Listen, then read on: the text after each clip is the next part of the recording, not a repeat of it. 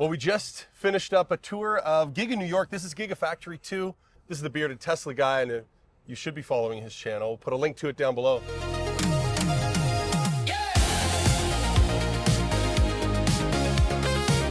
Thanks for, I guess, someone else. I guess it was Gary that organized this for us, but thank you for shout out to Gary. Thanks. Connecting all the dots, and it's great to have you in the cold north. We got a pile of dirty snow behind us, which you love. Can you see my and you breath? can see your breath. So the Florida man hates the weather here. I'm from Canada, so it's okay, but I do miss the Austin, Texas weather. We just took a tour of this crazy factory that does not make cars, because Tesla's a car company, right? Do we see cars being made? No. No. What are these guys known for? I guess Superchargers, and you and I are in the top 1% of Superchargers in the world. That is true, actually. So it's a lot of familiar hardware. Yep. What a great stinking tour. Like, first of all, shout out to the two ladies that took us on the tour. That was the three. Yeah. The three, I guess there was three. And the gentleman. It was a lot of fun. Yeah, that was pretty awesome. So what kind of jumped out to you? It was really cool seeing the mega chargers. I didn't realize they were producing at any volume. Like, you know, a handful here or there is fine. That makes sense. But there were like 25 of them in production right now, like today, which surprised me. And it was massive. They're absolutely huge. They are massive. They're pretty awesome though. And being able to see more of the details of how these superchargers are manufactured. I personally enjoyed the solar panels the most, probably. Right. Which is what they took us to first, yep. Which was top secret. And we were the first tour ever to tour the brand new solar panel production. Project Eagle was the code name. Yeah. Nobody was allowed to talk about it for the longest time, and we're the first tour to check it out. Yeah, 420 watts. It was bigger than I expected, like footprint-wise. 420 watts is huge, and if they can deliver that at these costs, like, that's really big. I was also surprised. I asked them, has solar production slowed down, specifically since the tax credits ended for residential use? And they said, absolutely not. It's accelerated. Yeah, and a lot of that being due to mega pack production, which we got to see in there, which was really cool. It's just a lot of really cool stuff you don't think about when you think about touring Tesla. Yeah, totally. What was really cool was seeing even some of the robots from the same manufacturer that makes them, because we've both toured. You've toured Hawthorne? Have you toured Hawthorne? Okay, so I've toured Hawthorne. You toured Giga. Giga Tex is the only one I've done. Right. And a lot of the same machines, obviously on a much bigger scale, are made by the same company that makes them here, which are picking up those panels and placing the photo cells on the glass and the laminate and all of that. So that was really cool to see. And it's just like really clean, very typical Tesla. Everything's white with red accents, a little bit of gray, black, what have you. Everybody's super friendly. You know what I know? I didn't notice any frowns or anything on any of the staff. Everybody's like in a chipper mood and that sort of thing. And there's just hustle bustle happening everywhere. We've got a little tractor cruising through behind us, some of the maintenance guys. Maybe they need an electric one, I don't know. But. Yeah, maybe. But I think, yeah, if you're gonna work in a manufacturing environment, like, this place is great because there's not a bunch of stamping equipment, there's not a bunch of machining equipment.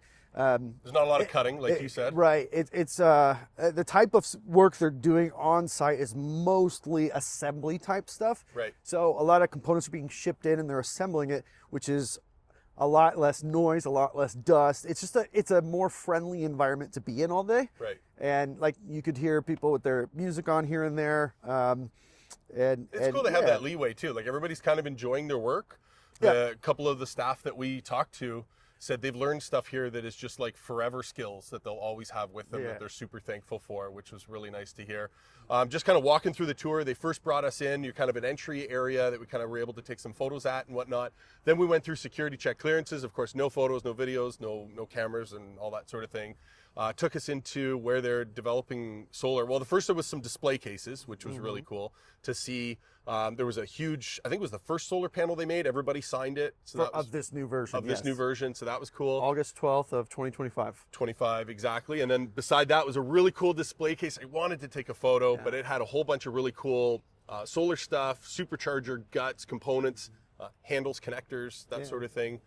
And what was the special part that is for automotive that is made here that I didn't know that you have? And that would be in the back of the Cybertruck. You got your 240 volt plug for the Cybertruck bed. being made here. Had no Manufactured idea. here. It has its own corner of the factory. It's real small. Yeah, and there's like only like a couple people that work there, but they make them all for Cybertruck and ship them all down to Austin to get installed for power share, the 240, the two 110s that are in the back of the truck. So that was pretty cool. Yeah. I thought I saw, when I toured Giga Texas, I thought I saw the whole Cybertruck assembly, but turns out there's one little part being made in New York State. So that was pretty sweet. Yeah. And then from there, where did we go? We went into solar panel production, I guess. And or I guess it was a little bit of the Superchargers that we walked past, but got into solar, saw how it's framed, how the actual panels are made, and the little electrodes and all that sort of thing. A lot of robotics. Which was cool, and a ton of testing. They have these units called golden units that they test to make sure are perfect, and then that's what they use to verify against what's coming off the line, so they know that, okay, this unit's perfect. So if we have this other panel or even a charger that had golden units or chargers and that sort of thing, if they're testing that one and it tests and faults several times, it's like, well, what if it's our testing equipment? So then they bring in the golden unit to test the testing equipment to make sure it's good to go. So that was kind of interesting to learn. And then from there, I guess we toured all around. They had robots, kind of like the gantries, loading the skids. And I think she said there's 21 panels to a skid. It's limited by weight and their crush factor, which was kind of cool. These little red things that kind of clip into place to hold them all together.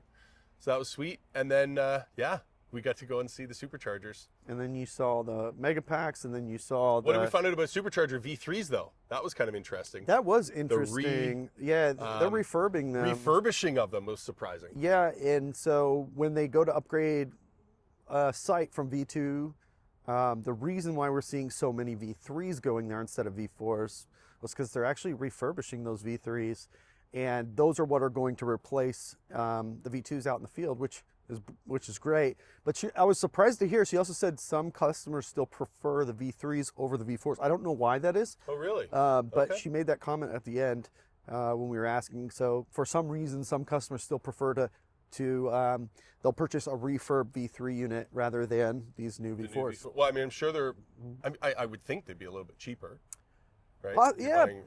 Maybe. Yeah. But the honestly though, the V4s, like, they are made for cost. That's true. That's true. And we saw the guts inside of those, like the difference in the cooling. So they had the air cooled, the liquid cooled, and then they had the immersion liquid cooled. That was a huge difference. You pointed out that the cable is actually sitting in the coolant, the whole thing. So that was pretty cool to see. Just got to see every little part of it. There was some cool Easter eggs that are inside the V4 cabinets. Axolotl. What was it called? Axolotl. Axolotl, yeah. And there's two little spots, one on the inside on the board. Yeah. And then on the outside, well, not the outside, but like the light, that says Tesla, the actual light back there. So I'm going to start looking to see if I can see a hint of it in the corner of the T. That would be cool. It'd be in that general area. Yeah, so that was cool. And then the coolants, the filters, the radiators, all the different things. They're pretty cool systems. The prefab, we learned about the prefabs. Concrete's done off site. They get trucked in, get mounted, and then shipped out. Yeah. That was pretty sweet. And what did you think of the Mega Charger? That was that's so cool. Well, you mentioned before it was just surprising to see how far along they are in production, but just the size of it, like everything's friggin' massive. And then, were you with me when we saw how the cables connected? Yeah. It's not rubber. It's not rubber. It's not, I was surprised. Underneath the weave, it's not rubber. I also was surprised. It's a conduit. It's a plastic conduit, just like a flexi. Yeah. And then inside that was the woven metal steel. Yeah, which I have picked up pieces of that. Boca Chica Beach, they're using the same type of woven steel tubing on Starship. Yeah, which is pretty cool. Yeah. Yeah, so there's some cross-pollination of... For sure. Engineering. Of engineering between the brands, which makes total sense.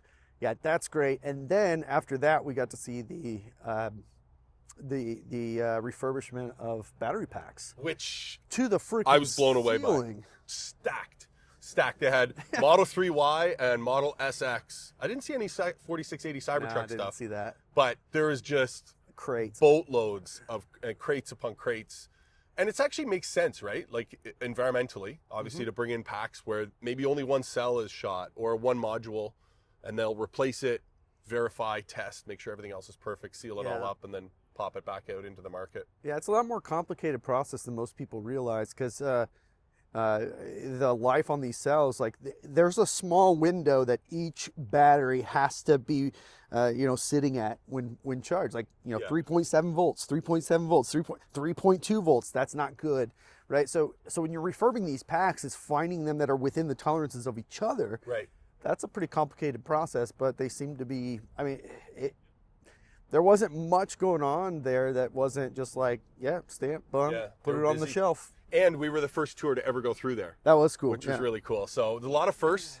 Big shout out to our tour guides. Yeah. Just key takeaways was, we saw the European CCS1, I forgot to say, on V4. So that was really cool to see stuff that gets shipped over to Germany and all over the world. They make those here. Yeah. And then ship them. Send them over there. So it's pretty cool. Like, this is like ground zero. And I think out of the 75,000 Superchargers, I think it was the number 55 of them have been built here. It's just an unbelievable number. Yeah. This is really ground zero for the charging network. So we were able to, I did brag on Justin's behalf, but we're in top 1% of Superchargers out there. So that was kind of like, pretty cool. Yeah, they actually liked that. They thought it was cool. Yeah, because that's what they do, I guess. That makes sense. Well, and we can share what we've seen wear out, what we've, experienced, what we like, what we don't like. Yeah, which is kind of cool. And you heard it here on Josh's channel. To help accelerate the deployment of replacing the V2 chargers, you need to physically do damage to the V2s across the U.S. Oh my This is goodness. a tip you got from Josh on his channel. Just trash them so that they get upgraded to V3 or V4. That's funny. Yeah. Don't do that. But overall, it was a great tour. Really cool that this is happening in Buffalo, which is kind of neat. Places, right? Oh, and what did we see when we pulled in here that was surprising? In New York friggin' state. Holy smokes. Dude, this is far away from home. Oh yeah. It's like seeing a familiar friend from Texas. Cybercab, baby. Cybercab was That here. dude came running out. Yeah. No pictures. No. So protective. And I'm like, I just drove here nonstop. Like, just completely cannonballed from Giga, Texas, and they're everywhere. There's like 30 of them on the road. Everybody's got photos and videos, and he's like, oh, okay, well, we're supposed to tell you that, Anyways, he was a cool guy. I shared the VIN with somebody. I'll give you some insight onto that one. Nice. It's actually a special one, but Okay. pretty cool to see. What's up here doing cold weather testing? It was covered in salt brine, which was kind of interesting. And just down here, the FSD and Cybercab team, Robotaxi, I'm assuming as well, is involved, has their own laboratory here where they can bring vehicles in. They have a computer lab, testing, all kinds of stuff, which is really cool for the Northeast. Yeah. Totally different climate here And this than whole in California office and right Texas. here, that whole office building, that's what that's for, right there. Yeah, That's pretty pretty cool. cool. So what do we got here? Just wrap it up. We've got solar, the brand new Project Eagle being produced, really exciting. And we've got Superchargers. So we got V2 cables. They're making replacement cables here, but not really making cabinets. They're replacing them with refurbished V3s.